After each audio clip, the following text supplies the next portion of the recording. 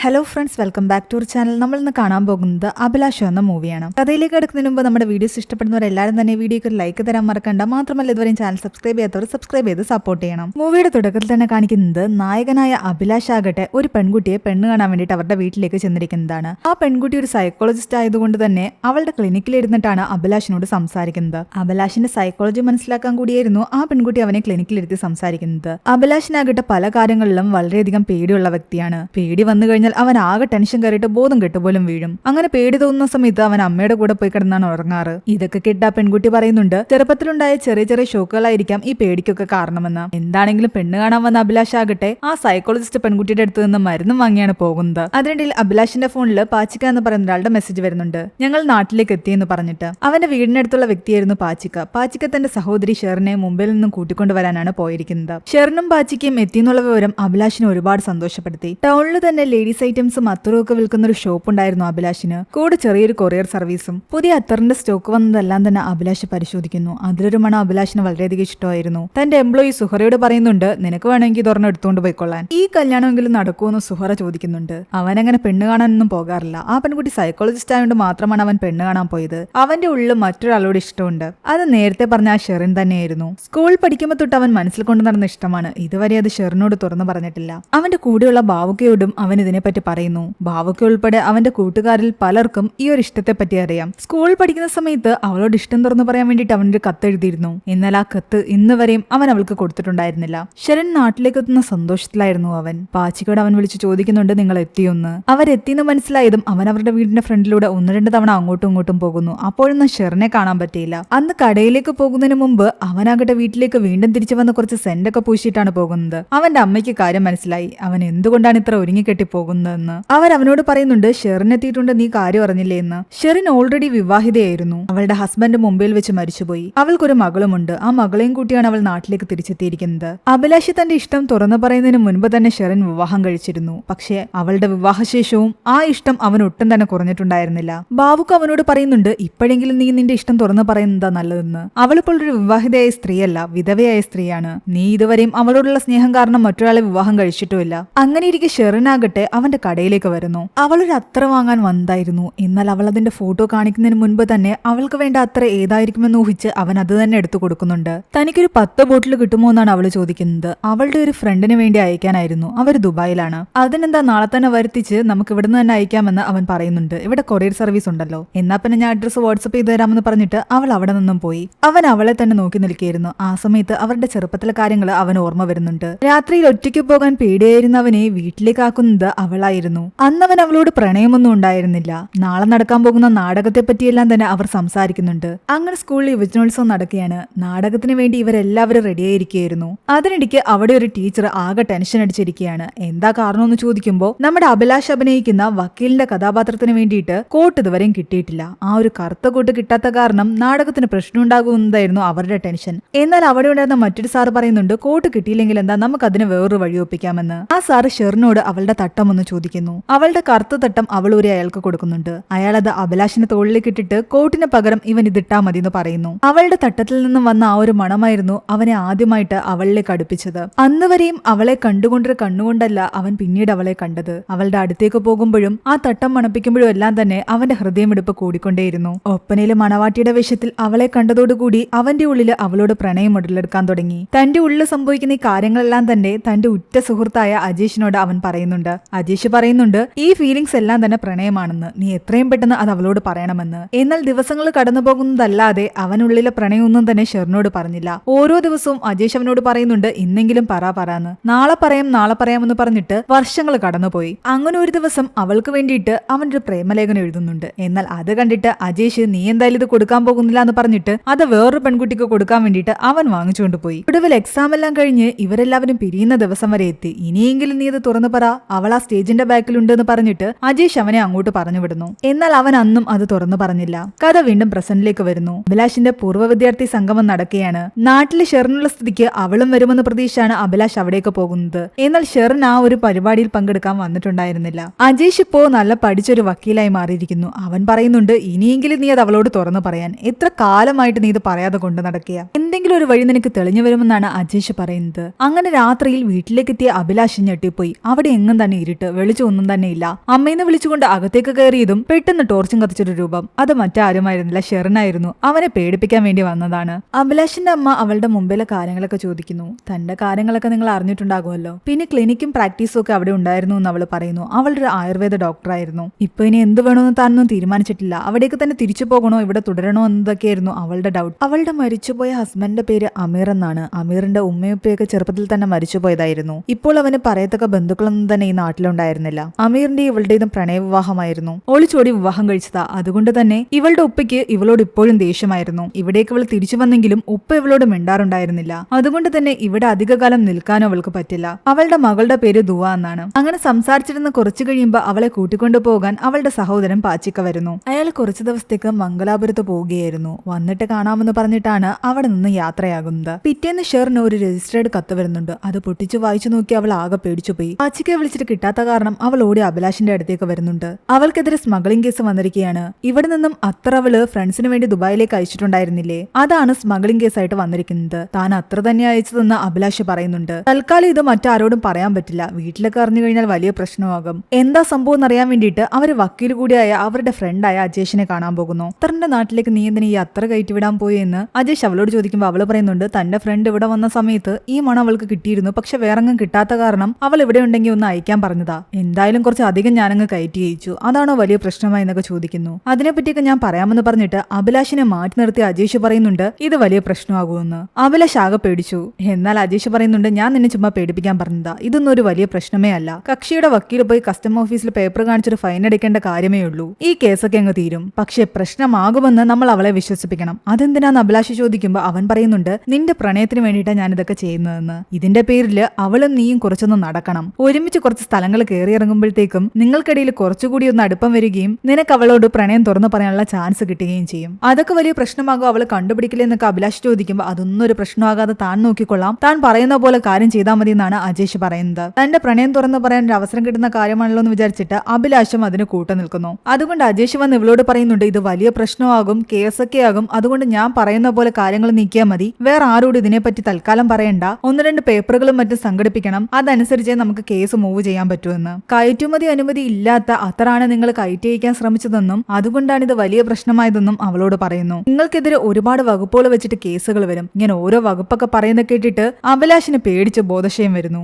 ആദ്യം അവൻ ആക്ട് ചെയ്തതാണെന്നാണ് അജേഷ് വിചാരിക്കുന്നത്. എന്നാൽ ഇവന്റെ ഈ ബിൽഡപ്പ് ഒക്കെ കണ്ടിട്ട് ഓൾറെഡി അവന് ടെൻഷൻ കയറിയിട്ട് ബോധം കെട്ട് വീണതാണ്. അവർ അവനെ ഹോസ്പിറ്റലിലേക്ക് കൊണ്ടുപോകുന്നു. അജേഷ് ഒന്നുകൂടി ഷെറിനെ പേടിപ്പിക്കുന്നുണ്ട്. അവസാനം ഇത് ടെററിസം കേസിലൊക്കെ വന്ന് നിൽക്കുമെന്ന് പറഞ്ഞിട്ട് ഹോസ്പിറ്റലിൽ നിന്നൊക്കെ ഇറങ്ങി ഷെറിനാകട്ടെ ഇവന്റെ കൂടെ ഇരുന്ന് ഒരു ബേക്കറിയിൽ ഷേക്ക് കഴിക്കുകയായിരുന്നു. തന്റെ കൂടെ കൂടിക്കഴിഞ്ഞാൽ സമയം മോശമാകുമെന്ന് അവള് പറയുന്നു. അതുകൊണ്ടല്ലേ അഭിലാഷ് ഇപ്പൊ ഈ കേസിൽ പെട്ടുകിടക്കുന്നത്. അവളോട് ഇങ്ങനെ കള്ളം പറയുന്നതൊന്നും തന്നെ അഭിലാഷിന് ഇഷ്ടപ്പെടുന്നുണ്ടായിരുന്നില്ല. ബാവുക്കയോട് അവൻ ചോദിക്കുന്നുണ്ട് വെറുതെ അവളെ ഇങ്ങനെയിട്ട് പറ്റിക്കണമെന്ന്. എന്നാൽ ബാവുക്ക പറയുന്നുണ്ട് നിന്റെ പ്രണയത്തിന് വേണ്ടിയിട്ടല്ലേ, നിങ്ങൾ കുറച്ചു ദൂരം ഒന്ന് ഒരുമിച്ച് യാത്ര ചെയ്ത് നോക്ക്. ചിലപ്പോൾ നിനക്ക് അവളോട് എല്ലാ കാര്യങ്ങളും തുറന്നു പറയാൻ പറ്റുമെന്ന്. തൽക്കാലം അജേഷ് പറഞ്ഞ പോലെ അങ്ങ് ചെയ്താൽ മതി. അങ്ങനെ പിറ്റേന്നാകട്ടെ അവൻ തന്റെ വണ്ടിയുമായിട്ട് അവളെ കൂട്ടിക്കൊണ്ടു പോകാൻ വരുന്നു. വീട്ടിലെല്ലാം പറഞ്ഞിരിക്കുന്നത് അവൾക്ക് ഇവിടെ ഒരു ആയുർവേദ ഹോസ്പിറ്റൽ ഇടാൻ വേണ്ടിയിട്ട് സ്ഥലം നോക്കാൻ പോവുകയാണെന്നാണ്. അഭിലാഷ് അവിടെ വെച്ച് ഷെറിന്റെ മകളെ കാണുന്നുണ്ട്. ദുവ എന്നായിരുന്നു ആ കുട്ടിയുടെ പേര്. അവൻ അവളോട് മലയാളത്തിൽ സംസാരിക്കുമ്പോൾ ആ കുട്ടി ഹിന്ദിയിലായിരുന്നു സംസാരിച്ചിരുന്നത്. അവനാകട്ടെ ഹിന്ദി അത്ര വശവുമില്ല. കൂടുതൽ അടുപ്പമുള്ളവരടുത്ത് അവൾ മലയാളത്തിൽ സംസാരിക്കുമെന്നാണ്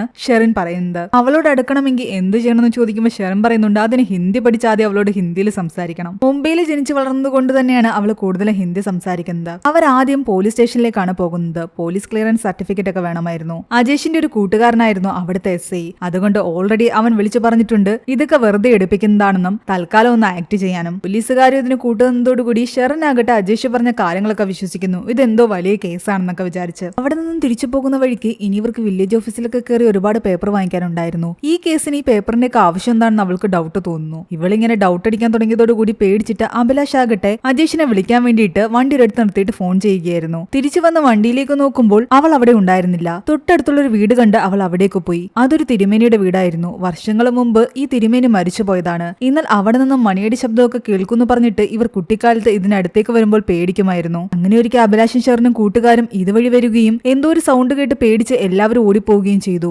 ഓട്ടത്തിനിടയിൽ ഷെറിൻ വീണിട്ട് അവളുടെ കാൽമുട്ട് പൊട്ടിയിരുന്നു. എന്നാൽ ഷെറിൻ വീണ കണ്ടിട്ട് പേടിയുണ്ടെങ്കിലും അഭിലാഷ് ഓടിപ്പോകാതെ അവളുടെ അടുത്തേക്ക് വന്ന് അവളെ എടുത്തുകൊണ്ടാണ് പോയത്. അതൊക്കെ അവള് ഇന്നും ഓർത്തിരിക്കുന്നത് കണ്ടപ്പോൾ അഭിലാഷിന് അത്ഭുതം തോന്നി. ഇതൊക്കെ നീ മറന്നിട്ടുണ്ടാകുമെന്നാണ് ഞാൻ കരുതിയതെന്ന് അവൻ പറയുന്നുണ്ട്. അഭിലാഷ് കൂട്ടുകാരോട് പറയുമ്പോ അജേഷ് പറയുന്നുണ്ട് അവളുടെ ഉള്ളിൽ നിന്നോട് സ്നേഹം ഉണ്ടാകും, കുറച്ച് വർഷമായുണ്ട് അതൊക്കെ ഉള്ളിൽ തന്നെ ആയിരിക്കും കിടക്കുന്നത്, കുറച്ച് പൊടിയൊക്കെ തട്ടി അതങ്ങ് പുറത്തേക്ക് കൊണ്ടുവരണം. ഈ കേസിന്റെ കാര്യം പറഞ്ഞ് നടത്തുന്ന യാത്രയിൽ അതൊക്കെ ഇങ്ങ് വന്നോളൂ. വിവാഹം കഴിഞ്ഞ സ്ത്രീയെ വളയ്ക്കണമെങ്കിൽ ആദ്യം അവളുടെ കുട്ടിയുമായിട്ട് അടുക്കണമെന്നാണ് അജേഷ് പറയുന്നത്. പതിയെ പതിയെ ദുവയുമായിട്ട് അടുക്കാൻ അഭിലാഷ് ശ്രമിക്കുന്നുണ്ടായിരുന്നു. അതിന്റെ ഇടയ്ക്കാണ് അവന്റെ ജീവിതത്തിലേക്ക് വില്ലനായിട്ട് ഒരാൾ വരുന്നത്. നമ്മുടെ ഷെറിന്റെ സഹോദരന്റെ അളിയൻ. അവന്റെ പേര് താജു എന്നാണ്. കാറ്ററിംഗ് ബിസിനസ് ഒക്കെ നടത്തുന്ന ഒരു വ്യക്തിയായിരുന്നു. ഈ താജുവും ഡിവോഴ്സ്ഡ് ആയിരുന്നു. വിവാഹശേഷം അവൻ കല്യാണം കഴിച്ച പെൺകുട്ടിക്ക് മറ്റാരെയും ഇഷ്ടമായിരുന്നു കൊണ്ട് ആ ബന്ധം ഒഴിവായി പോയതാണ്. അഭിലാഷ് ഷെറിനെ കാണാൻ അവിടെ വന്ന സമയത്ത് താജുവിനെ കണ്ടതും അഭിലാഷ് ഒന്ന് ഞെട്ടി. കാരണം ഇവൻ ഇവളുമായിട്ട് അടുക്കുമോ എന്നതായിരുന്നു അഭിലാഷിന്റെ പേടി.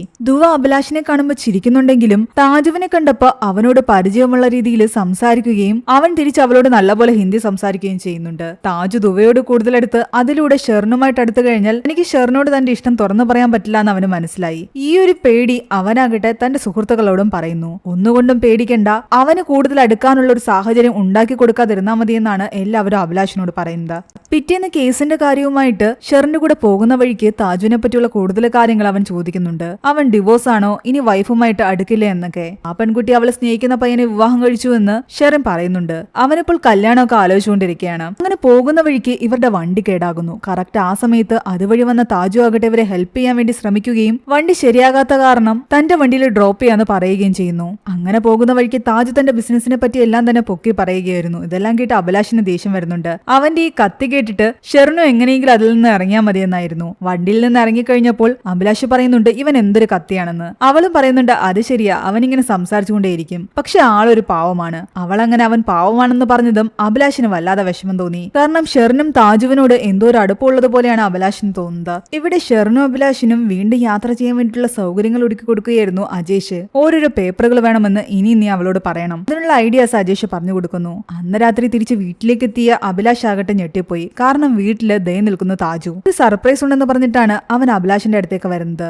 ഇവനെങ്ങാനും ഷെറിനെ കെട്ടാൻ പോവുകയാണോ എന്ന് പറയാൻ പോവുകയാണെന്ന് പേടിച്ചിരിക്കുകയായിരുന്നു അവൻ. എന്നാൽ അവൻ പറഞ്ഞത് അഭിലാഷിന്റെ അമ്മ ഉണ്ടാക്കുന്ന അച്ചാറിനെ പറ്റിയായിരുന്നു. അഭിലാഷിന്റെ അമ്മയുണ്ടാക്കിയ അച്ചാറാകട്ടെ ഷെറിന് ഒരിക്കൽ കൊടുത്തുവിട്ടിട്ടുണ്ടായിരുന്നു. അവരുടെ വീട്ടിൽ വെച്ചിട്ട് താജു ഇത് കഴിച്ചിട്ട് തന്റെ ഹോട്ടലിൽ ഇനി കുഴിമന്തിയുടെ കൂടെ ആ ഒരു അച്ചാർ കൂടി വിളമ്പാൻ പോവുകയാണെന്നാണ് താജു പറയുന്നത്. അതായത് അമ്മയ്ക്കൊരു നല്ല ബിസിനസ് ഐഡിയ. കേട്ടപ്പോഴേ അഭിലാഷിന് സമാധാനമായത്. പിറ്റേന്ന് അഭിലാഷ് ആകട്ടെ ദുബൈയോട് എടുക്കാൻ വേണ്ടിയിട്ട് കുറച്ച് ഹിന്ദിയൊക്കെ പഠിച്ചിട്ട് അവൾക്ക് വേണ്ടിയിട്ട് നാട്ടുമ്പുറത്തുള്ള പഴയ മിഠായികളൊക്കെ വാങ്ങിച്ചുകൊണ്ട് പോകുന്നു. എന്നാൽ വീട്ടിലേക്ക് ചെന്ന് കയറുമ്പോഴാകട്ടെ ഷെറിന്റെ ഉമ്മയുടെ കയ്യിൽ ഒരുപാട് മിഠായി ഇരിക്കുന്നുണ്ട്. അവിടെ വരികയും പോവുകയും ചെയ്യുന്ന കുട്ടികളുടെ കയ്യിലെല്ലാം തന്നെ മിഠായി. താജുവിന്റെ ഏതോ കൂട്ടുകാരൻ പുറത്തുനിന്ന് വന്നപ്പോ കുറെ മിഠായി കൊണ്ടുവന്നിരുന്നു. അത് അവൻ ഇവിടെ കൊണ്ട് തന്നതാണെന്ന് അവർ പറയുന്നു. ഇഷ്ടംപോലെ മിഠായി താജു കൊണ്ട് കൊടുത്തിരിക്കുന്ന കാരണം താൻ വാങ്ങിയ മിഠായിന് ദുബയ്ക്ക് ഇഷ്ടപ്പെട്ടില്ല എന്ന് കരുതിയിട്ട് അവനത് ദുബയ്ക്ക് കൊടുക്കാൻ നിന്നില്ല. അവൻ ആകെ സങ്കടപ്പെട്ട് അവിടെ ഇരിക്കുകയായിരുന്നു. ആ സമയത്ത് ഉള്ളിൽ നിന്നും താജുവിനെ അവന്റെ സഹോദരി പുറത്തേക്ക് പറഞ്ഞു വിടുന്നുണ്ട്. ഞാൻ ഷെറിനോട് സംസാരിച്ചോളാം, നീ ഇപ്പൊ ഒന്നും പറയാൻ നിൽക്കണ്ടെന്നൊക്കെ പറഞ്ഞിട്ട്. ഇവിടെ എന്തോ പ്രശ്നം നടക്കുന്ന പോലെ അഭിലാഷിന് തോന്നുന്നു. എന്തു പറ്റിയെന്ന് ചോദിക്കുമ്പോഴാണ് താജ് കാര്യം പറയുന്നത്.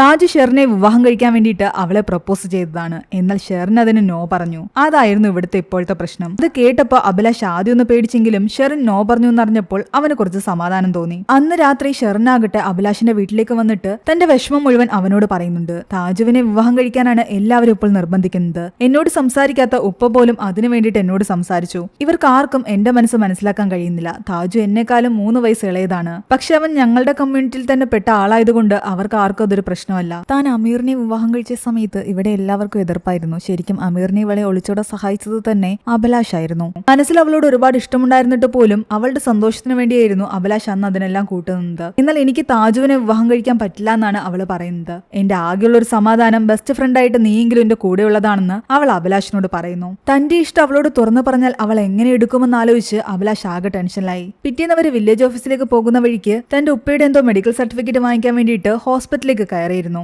അവിടെ വെച്ച് അവൾ അഭിലാഷിനോട് സംസാരിക്കുന്നുണ്ട്. വീട്ടിൽ തന്നെ എല്ലാവരും വിവാഹം കഴിക്കാൻ വേണ്ടിയിട്ട് പ്രഷർ ചെയ്യുകയാണെന്നും ആരും തന്നെ മനസ്സിലാക്കുന്നില്ല എന്നും. മാത്രമല്ല ഇപ്പോൾ ഈ ഒരു കേസിനെ പറ്റി വീട്ടിൽ അറിഞ്ഞു കഴിഞ്ഞാൽ എന്റെ പേരിലും എന്നെ കുറ്റപ്പെടുത്തും. ഇതിപ്പോ ടെററിസം എന്നൊക്കെ പറഞ്ഞിട്ടല്ലേ ഓരോ കേസ് വന്നിരിക്കുന്നത്. കേസ് സോൾവ് ചെയ്യാൻ ഇനി എന്തൊക്കെ പേപ്പറുകൾ വേണമെന്ന് ആലോചിച്ച് അവൾ ആകെ ടെൻഷനിലായിരുന്നു. ഇവർ ഈ സംസാരിക്കുന്നതെല്ലാം തന്നെ ബാക്കിലിരുന്ന ഒരാൾ കേൾക്കുന്നുണ്ട്. നിങ്ങൾ ഈ പറഞ്ഞ സ്മഗ്ലിംഗ് കേസും മറ്റുമാണെങ്കിൽ അതിന് ഈ വക പേപ്പറുകൾ ഒന്നും തന്നെ വേണ്ട എന്നും നിങ്ങളെ ആരോ പറ്റുകയാണെന്നും ആ വക്കീല് ശരിയല്ല എന്നും ഒക്കെ അയാൾ പറയുന്നു. അത് കേട്ടപ്പോൾ ഷെറിനും ഒന്ന് പേടിച്ചു. തന്റെ കള്ളത്തരം പൊളിയോ എന്ന് അഭിലാഷും പേടിച്ചു. പക്ഷെ കുറച്ചു കഴിഞ്ഞപ്പോഴാണ് അവർക്ക് മനസ്സിലായത് അയാളൊരു കുറ്റവാളിയാണെന്നും പോലീസ് അയാളെ മെഡിക്കൽ എടുക്കാൻ വേണ്ടിട്ട് അവിടേക്ക് കൊണ്ടുവന്നതാണെന്നും. ബോധമില്ലാതെ അയാൾ ഓരോന്ന് പറഞ്ഞതാണെന്ന് അഭിലാഷ് പറയുന്നു. അയാൾ ബോധമില്ലാതെ പറഞ്ഞതാണെങ്കിലും പറഞ്ഞ കാര്യങ്ങളിൽ ചിലതൊക്കെ സത്യമാണെന്ന് തനിക്ക് തോന്നുന്നു എന്നാണ് ഷെറിൻ പറയുന്നത്. നമുക്ക് മറ്റൊരു വക്കീലിനെ കൂടി കാണാമായിരുന്നു. അജേഷിനോട് മാത്രം ഒപ്പീനിയൻ ചോദിച്ചത് കൊണ്ടായിരിക്കാം നമ്മളെ കൊണ്ട് ഇങ്ങനെയിട്ട് നടത്തിക്കുന്നത്. എന്നാൽ അവൻ നല്ലൊരു വക്കീലാണെന്ന് തന്നെയാണ് അഭിലാഷ് പറഞ്ഞ് വിശ്വസിപ്പിക്കാൻ ശ്രമിക്കുന്നത്. എന്തെങ്കിലും കാരണവശാൽ ഇവൾക്ക് ഡൗട്ട് തോന്നി അജേഷ് അല്ലാതെ മറ്റേതെങ്കിലും വക്കീലിനെ പോയി കണ്ടു കഴിഞ്ഞാൽ കള്ളം മുഴുവൻ പൊളിയുമെന്ന് അഭിലാഷിന് അറിയാമായിരുന്നു. അതുകൊണ്ട് അവൻ അജേഷിനെ വന്നു കണ്ട് കാര്യങ്ങളെല്ലാം തന്നെ പറയുന്നുണ്ട്. അവൻ പറയുന്നുണ്ട്, ഇനി ഇതിന്റെ പേരിൽ ഒരുപാട് നടത്താൻ പറ്റില്ല, അതുകൊണ്ട് നിങ്ങളൊരു ലോങ് ട്രിപ്പ് പോകണം. അതിൽ നീ അവളോട് ഇഷ്ടങ്ങളെല്ലാം തുറന്നു പറയണം. ഈ കയറ്റുമതി ചെയ്ത അത്തറിന്റെ ലൈസൻസിന്റെ ഒരു കോപ്പി വാങ്ങിക്കാനാണെന്ന് പറഞ്ഞിട്ട് ആ അത്തർ കമ്പനിയുടെ ഓണറിനെ പോയി കാണണം. അവിടെ നിന്ന് അതിന്റെ ഒരു കോപ്പി വാങ്ങണം. ആ ഒരൊറ്റ യാത്ര കൊണ്ട് നീ അവളോട് ഇഷ്ടം തുറന്നു പറയണം. അതായിരിക്കണം നിങ്ങളുടെ ഇതിനു വേണ്ടിയിട്ടുള്ള അവസാനത്തെ യാത്ര. അങ്ങനെ അവർ ആ യാത്ര പോകാൻ തീരുമാനിച്ചു. അന്ന് രാത്രി അവനാകട്ടെ അവളോട് പറയുന്നുണ്ട്, ഈ യാത്രയിൽ നമുക്ക് ദുബൈയും കൂടെ കൂട്ടാമെന്ന്. ഞാനത് നിന്നോട് അങ്ങോട്ട് പറയാനിരുന്നതാണെന്ന് അവള് പറയുന്നു. എന്നാ പിന്നെ നാളെ ഞാൻ രാവിലെ വരാമെന്ന് പറഞ്ഞിട്ട് അഭിലാഷ് ഫോൺ കട്ട് ചെയ്യുകയാണ്. അങ്ങനെ പിറ്റേന്ന് രാവിലെ അവർ 3 പേരും ആ അത്തർ കമ്പനിയുടെ ഓണറിനെ കാണാൻ വേണ്ടിയിട്ട് യാത്ര തിരിച്ചു. ആ യാത്രയിൽ അവൻ ദുബൈയോട് ഒരുപാട് അടുക്കുന്നു. ഒരുമിച്ച് കുറെ സാധനങ്ങൾ വാങ്ങിക്കുകയും ആഹാരം കഴിക്കുകയും ഫോട്ടോസ് എടുക്കുകയൊക്കെ ചെയ്യുന്നുണ്ട്. അവരുടെ ആ ഫോട്ടോസ് എല്ലാം കണ്ടിട്ട് അവന്റെ കൂട്ടുകാർ ഒരുപാട് ഹാപ്പി ആയിരുന്നു. ആ അത്തർ കമ്പനിയിലെത്തി അവിടെ നിന്നും ലൈസൻസിന്റെ ഒരു കോപ്പിയും വാങ്ങി അവർ തിരിച്ചു വരികയാണ്. അതിനിടയ്ക്ക് താജു ആകട്ടെ അഭിലാഷിന്റെ വീട്ടില് അവന്റെ അമ്മയുടെ അടുത്ത് നിന്നും അച്ചാറ് വാങ്ങിക്കുകയാണ്. നിനക്ക് എന്തു പറ്റി, എന്താ ഇത്ര വിഷമമെന്ന് അമ്മ ചോദിക്കുമ്പോൾ അവൻ പറയുന്നുണ്ട്, തന്റെ മനസ്സിൽ ഒരാളോട് ഇഷ്ടമുണ്ടായിരുന്നു, അത് തുറന്നു പറഞ്ഞു, പക്ഷെ ആള് റിജക്ട് ചെയ്തു എന്ന്. എന്നാൽ അവന്റെ അമ്മ പറയുന്നുണ്ട്, നീ അറ്റ്ലീസ്റ്റ് തുറന്നെങ്കിലും പറഞ്ഞു. ഇവിടെ ഒരാൾ വർഷങ്ങളായിട്ട് കെട്ടിപ്പൊതിഞ്ഞുകൊണ്ട് നടക്കുക, ഇതുവരെയും തുറന്നു പോലും പറഞ്ഞിട്ടില്ല. അതാരാണെന്ന് ചോദിക്കുമ്പോൾ അഭിലാഷിന്റെ അമ്മ പറയുന്നുണ്ട്, അഭിലാഷ് ഷെറിനെ സ്നേഹിക്കുന്നുണ്ട്, പക്ഷെ ഇതുവരെയും തുറന്നു പറഞ്ഞിട്ടില്ല എന്ന്. അത് കേട്ടപ്പോ താജു ഒന്ന് ഞെട്ടി. ഇവിടെ യാത്ര കഴിഞ്ഞ് തിരിച്ചു വരുന്ന വഴിക്ക് ഷെറിനാകട്ടെ വഴിയിൽ വെച്ച് അവനോട് പറയുന്നുണ്ട്, ഇവിടെ അടുത്തൊരു കുന്നില്ലേ, എനിക്ക് അവിടെ ഒന്ന് പോകണമെന്ന്. അങ്ങനെ അവൻ അവിടേക്ക് കൊണ്ടുപോകുന്നു. അവൾ അവിടെ കുറച്ചു നേരം പുറത്തിറങ്ങി നിൽക്കുകയായിരുന്നു. ആ സമയത്ത് ദുബൈയാകട്ടെ അഭിലാഷിന്റെ മടിയിൽ കിടന്നുറങ്ങുന്നു. ഇതെല്ലാം തന്നെ അവൻ അജേഷിനെ വിളിച്ചു പറയുന്നുണ്ട്. ഇതാണ് പറ്റിയ സമയം, അവിടെ വെച്ച് നീ ഇഷ്ടം തുറന്നു പറയാനാണ് അജേഷ് പറയുന്നത്. അവൻ ദുബൈ വണ്ടിയിൽ കിടത്തിയിട്ട് തന്റെ കയ്യിൽ പണ്ട് അവൾക്ക് വേണ്ടി എഴുതിയ കത്തുമായിട്ട് അവളുടെ അടുത്തേക്ക് ചെല്ലുന്നു. തനിക്ക് വിഷമവും സന്തോഷവും ഒക്കെ വരുന്ന സമയത്ത് താൻ ഇവിടേക്ക് വരാറുണ്ടെന്ന് അഭിലാഷ് പറയുന്നു. എന്നാൽ അവള് അവിടെ വെച്ച് പറയുന്നത് അമീറിനെ പറ്റിയായിരുന്നു. അമീറും ഇങ്ങനെ തന്നെയായിരുന്നു, ഒരുപാട് ട്രക്കിംഗ് ഒക്കെ പോകുമായിരുന്നു, എന്നെയും കൊണ്ടും ഒരുപാട് യാത്ര പോയിട്ടുണ്ട്. ഇതുപോലൊരു കുന്നിന്റെ മുകളിൽ വെച്ചാണ് ദുബ ഞങ്ങൾക്കിടയിലേക്ക് വരാൻ പോകുന്ന കാര്യം ഞാൻ അവനോട് പറഞ്ഞത്. ഇതുപോലെയുള്ള സ്ഥലങ്ങളിൽ പോകുന്ന സമയത്ത് അവൻ എന്റെ കൂടെ ഉണ്ടാകുന്ന പോലെ എനിക്ക് തോന്നുമെന്നും അവൾ പറയുന്നു. അവൾ ഇപ്പോഴും അമീറിനെ അത്രയധികം സ്നേഹിക്കുന്നുണ്ടെന്ന് അഭിലാഷിന് മനസ്സിലായി. ഇതുപോലുള്ള സ്ഥലങ്ങളിൽ വെച്ച് എനിക്ക് അവനോട് കൂടുതൽ കമ്മ്യൂണിക്കേറ്റ് ചെയ്യാൻ പറ്റുമെന്ന് അവൾ പറയുന്നു. അതുകൊണ്ട് ഞാൻ കുറച്ചു നേരം ഇവിടെ ഒന്ന് ഒറ്റയ്ക്ക് നിന്നോളട്ടെ. അങ്ങനെ പറഞ്ഞപ്പോൾ അഭിലാഷിന് പിന്നെ തന്റെ ഇഷ്ടമൊന്നും തന്നെ അവളോട് തുറന്നു പറയാൻ തോന്നിയില്ല. അവൻ അവിടെ നിന്നും തിരിച്ചുപോയി. അവൾ കുറച്ചു നേരം കൂടി അവിടെ തന്നെ ഒറ്റയ്ക്ക് നിന്നു. ഇത് സ്കൂളിൽ വെച്ച് നടന്ന കാര്യം അവൻ ഓർക്കുന്നുണ്ട്. ക്ലാസ്സെല്ലാം കഴിഞ്ഞ് അവളുടെ അടുത്ത് ഇഷ്ടം തുറന്നു പറയാൻ അവൻ ചെല്ലുന്ന സമയത്ത് അവനേക്കാൾ മുന്നേ അമീർ അവളോട് ഇഷ്ടം തുറന്നു പറയാൻ ചെന്നിട്ടുണ്ടായിരുന്നു. അവൾക്ക് വേണ്ടി അവനൊരു സമ്മാനവും കൊടുത്തിട്ടുണ്ടായിരുന്നു. അവൾ അഭിലാഷിന്റെ കടയിൽ തേടി വന്ന അതേ അത്തർ തന്നെയായിരുന്നു അന്ന് അമീർ അവൾക്ക് കൊടുത്ത സമ്മാനം. ആരും കാണാതെ ഒരു ഉമ്മ കൂടി അമീർ അന്ന് അവൾക്ക് കൊടുത്തു. ആദ്യം ഒന്ന് പേടിച്ചെങ്കിലും അവൾ പിന്നീട് ചിരിക്കുകയും ചെയ്തു. അങ്ങനെയാണ് അമീറും അവളും തമ്മിൽ പ്രണയത്തിലാകുന്നത്. ഇതെല്ലാം കണ്ട് സങ്കടത്തോടെ അഭിലാഷ് നിന്നെങ്കിലും പിന്നീട് അങ്ങോട്ട് അവരുടെ പ്രണയത്തെ സപ്പോർട്ട് ചെയ്തതെല്ലാം തന്നെ അഭിലാഷായിരുന്നു. ആ യാത്ര കഴിഞ്ഞ് തിരിച്ചെത്തിയിട്ടും അഭിലാഷ് ആകെ കൺഫ്യൂഷനിലാണ്. അജേഷിനെ വിളിച്ചിട്ട് ഫോൺ എടുക്കുന്നില്ല, ഭാവയ്ക്ക് വിളിച്ചിട്ട് കിട്ടുന്നുമില്ല. അത് കാരണം തന്റെ മനസ്സിലെ ടെൻഷൻ ആരോടെങ്കിലും തുറന്നു പറയാൻ വേണ്ടിയിട്ട് അവൻ സുഹറയുടെ വീട്ടിലേക്ക് വരുന്നു. ഷെറിനോട് കൂടുതൽ എടുക്കാൻ വേണ്ടിയിട്ട് ഇപ്പോൾ ഉണ്ടാക്കിയ കള്ളക്കേസും മറ്റും സുഹറയോട് തുറന്നു പറയുന്നു. എന്നാൽ സുഹറ പറയുന്നുണ്ട്, ഇതിന് മുന്നോട്ട് കൊണ്ടുപോകാതിരിക്കുന്നതാ നല്ലത്. അവളോട് എല്ലാ സത്യങ്ങളും തുറന്നു പറഞ്ഞ് സോറി പറയണം, അല്ലെങ്കിൽ ഇത് വലിയ പ്രശ്നമാകും. അത് തന്നെയാ നല്ലതെന്ന് അഭിലാഷിനും തോന്നി. എന്നാൽ പിന്നീട് ഇത് അഭിലാഷ് അജേഷിനോട് പറഞ്ഞെങ്കിലും അജേഷ് പറയുന്നുണ്ട്, നീ ഇപ്പൊ ഒന്നും തന്നെ തുറന്നു പറയാൻ നിൽക്കണ്ട,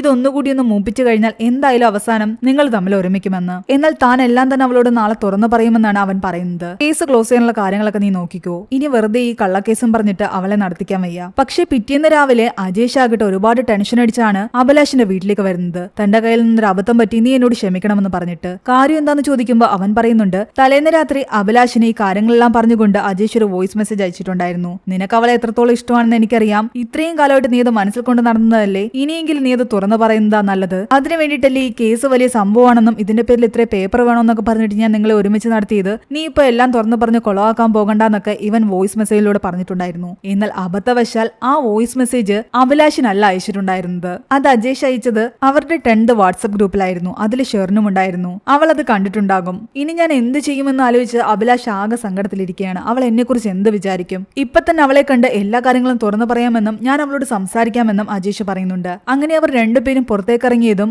അവരെ കാണാൻ വേണ്ടിയിട്ട് ഓൾറെഡി ഷെറിൻ അവിടേക്ക് വന്നിട്ടുണ്ടായിരുന്നു. അവളുടെ കണ്ണുകളെല്ലാം നിറഞ്ഞിരിക്കുകയാണ്. അവൾ അവനോട് പറയുന്നു, നീയായിരുന്നു എനിക്ക് ഈ നാട്ടിലുള്ള ആകെയുള്ള ആശ്വാസം, ഇപ്പോ അതും ഇല്ലല്ലോ, അതുകൊണ്ട് താൻ മുംബൈക്ക് തിരിച്ചു പോവുകയാണ്. അത്രയും പറഞ്ഞിട്ട് അവള് പോയി. അഭിലാഷിന് എന്ത് ചെയ്യണമെന്ന് അറിയില്ലായിരുന്നു. പിറ്റേന്ന് കേസെല്ലാം ക്ലോസ് ചെയ്ത് പേപ്പറെല്ലാം തന്നെ അജേഷ് അവൾക്ക് കൊടുക്കുന്നുണ്ട്. കൂടുതലൊന്നും അജേഷിനോട് പറയാതെ അവൾ അവിടെ നിന്നും പോയി. അന്ന് രാത്രി ആഹാരം കഴിച്ചുകൊണ്ടിരിക്കെ അഭിലാഷിനോട് അവന്റെ അമ്മ അവന്റെ അച്ഛനെ പറ്റി പറയുന്നു. അവന്റെ അച്ഛൻ മരിച്ചിട്ടും അവന്റെ അമ്മ ഇപ്പോഴും ഇങ്ങനെ ജീവിക്കുന്നത് അവന്റെ അച്ഛനോടുള്ള ആ ഇഷ്ടം കൊണ്ടായിരുന്നു. ചില ഇഷ്ടങ്ങൾ ശീലമായി കഴിഞ്ഞാൽ അതൊരിക്കലും മാറില്ല എന്നാണ് അവര് പറയുന്നത്. ഞാനും നിന്റെ അച്ഛനും തമ്മിൽ അത്രയധികം ഇഷ്ടമായിരുന്നു ഉണ്ടായിരുന്നത്. ആ ഇഷ്ടം കൊണ്ടാണ് ഞാൻ ഇന്നും ജീവിക്കുന്നത്. അമ്മ പറഞ്ഞു കേട്ടപ്പോ അഭിലാഷിന് മനസ്സിലായി ഷെറിനും അവൾ ഒറ്റയ്ക്ക് ജീവിക്കാനാണ് ആഗ്രഹിക്കുന്നത്. കാരണം അവളുടെ ഉള്ളിൽ ഇപ്പോഴും മുനീറിനോട് അത്രയധികം ഇഷ്ടമുണ്ടായിരുന്നു. അങ്ങനെ പിറ്റേന്ന് ഷെറിൻ ദുവയും കൂട്ടി മുംബൈക്ക് പോകാൻ വേണ്ടിയിട്ട് റെയിൽവേ സ്റ്റേഷനിലേക്ക് പോവുകയാണ്. അപ്പോഴും അവളുടെ ഉപ്പ അവളെ തടഞ്ഞില്ല.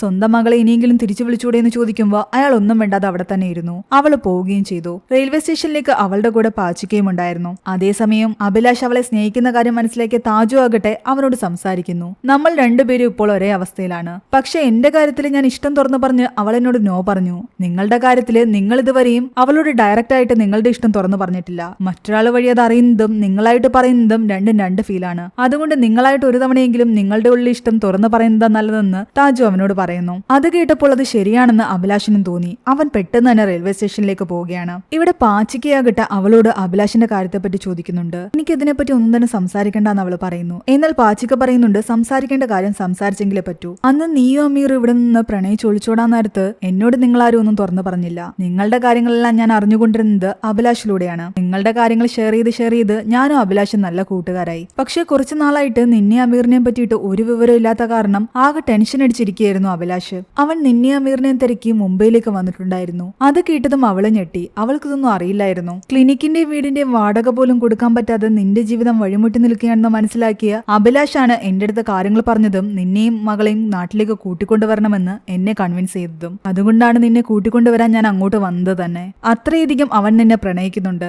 ഇതെല്ലാം കേട്ട് ആകെ സങ്കടത്തോടിരിക്കുകയായിരുന്നു അവൾ. ആ സമയത്താണ് അഭിലാഷ് അവളേക്ക് വരുന്നത്. താൻ കാരണമാണോ അവൾ മുംബൈയിലേക്ക് തിരിച്ചു പോകുന്നതെന്ന് ചോദിക്കുമ്പോൾ അവള് പറയുന്നുണ്ട് ഒരിക്കലും അല്ല എന്ന്. ഞാൻ ഇങ്ങനെയൊക്കെ ആകുമെന്ന് വിചാരിച്ചല്ല ഒന്നും ചെയ്തതെന്ന് അവൻ പറയുന്നു. എനിക്ക് നിന്നോടൊരു ദേഷ്യമില്ല എന്നാണ് ഷെറിൻ തിരിച്ചു പറയുന്നത്. അപ്പോഴേക്കും അവൾക്ക് പോകാനുള്ള ട്രെയിൻ വന്നിട്ടുണ്ടായിരുന്നു. അവൾ പോകുന്നതിന് മുമ്പ് അവൻ ഒരു കാര്യം കൂടി പറയുന്നുണ്ട്. ലൈല മജുവിന്റെ കഥയില് മജുന് ലൈലയെ മറ്റൊരാൾക്ക് വിവാഹം കഴിച്ചു കൊടുക്കും. പക്ഷെ ലൈലയെ സ്നേഹിക്കുന്നത് മജുനുവിന് ഒരിക്കലും നിർത്താൻ പറ്റില്ല. നമുക്ക് ശ്വസിക്കുന്നത് നിർത്താൻ പറ്റില്ല. അതുപോലെയാണ് എനിക്ക് നിന്നോടുള്ള സ്നേഹവും. അതൊരിക്കലും നിർത്താൻ പറ്റില്ല. അന്ന് നമ്മൾ സ്കൂളിൽ പഠിക്കുന്ന സമയത്ത് ആ നാടകത്തിന് വേണ്ടിയിട്ട് നിന്റെ തട്ടം എനിക്ക് കോട്ടായിട്ട് തന്നില്ലേ? അന്ന് മുതലാണ് നീ എന്റെ ഹൃദയത്തിൽ കയറിക്കൂടിയത്. അതിനുശേഷം ആ ഇഷ്ടവും ആ മണവും ഒന്നും തന്നെ എന്റെ ഉള്ളിൽ നിന്ന് വിട്ടുപോയിട്ടില്ല. എന്റെ അമ്മ പറയുന്ന പോലെ നിന്നോടുള്ള എന്റെ ഈ ഇഷ്ടവും ഒരു ശീലമായി മാറിയിരിക്കുകയാണ്. അതൊരിക്കലും എന്നെ വിട്ടിട്ട് പോകില്ല. എനിക്ക് നിന്നെ ഒരുപാട് ഇഷ്ടമാണെന്നുള്ള കാര്യം നീ ഒന്നറിയണം. എനിക്ക് അത്രമാത്രം മതി. ഇതെല്ലാം കേട്ടിട്ട് അവൾ അവനോട് പറയുന്നുണ്ട് എനിക്കൊരിക്കലും നിന്റെ ലൈലയാകാൻ പറ്റില്ല എന്ന്. അത്രയും പറഞ്ഞിട്ട് അവൾ ദുവയും കൂട്ടി ട്രെയിനിലേക്ക് കയറി. ദുവ അന്ന് ആദ്യമായിട്ട് അഭിലാഷിനോട് മലയാളത്തിൽ സംസാരിക്കുന്നു. കൂടുതൽ അടുപ്പമുള്ളവരോട് മാത്രമേ അവൾ മലയാളത്തിൽ സംസാരിക്കുമായിരുന്നുള്ളൂ. അതിനർത്ഥം അവളും അഭിലാഷിനെ ഇഷ്ടപ്പെട്ടു തുടങ്ങി എന്നതാണ്. ഇഷ്ടം തുറന്നു പറഞ്ഞെങ്കിലും അവനെ സ്വീകരിക്കാൻ തയ്യാറാകാതെ അവൾ അവിടെ നിന്ന് മുംബൈക്ക് യാത്ര തിരിക്കുന്നിടത്താണ് ഈ ഒരു മൂവി അവസാനിക്കുന്നത്. ഈ മൂവിയുടെ സ്റ്റോറി എങ്ങനെയുണ്ടായിരുന്നു നിങ്ങൾ താഴെ കമന്റ് ചെയ്യുക. എക്സ്പ്ലനേഷൻ ഇഷ്ടപ്പെട്ടെങ്കിൽ വീഡിയോ ലൈക്ക് ചെയ്യാനും നമ്മുടെ ചാനൽ സബ്സ്ക്രൈബ് ചെയ്യാനും മറക്കണ്ട.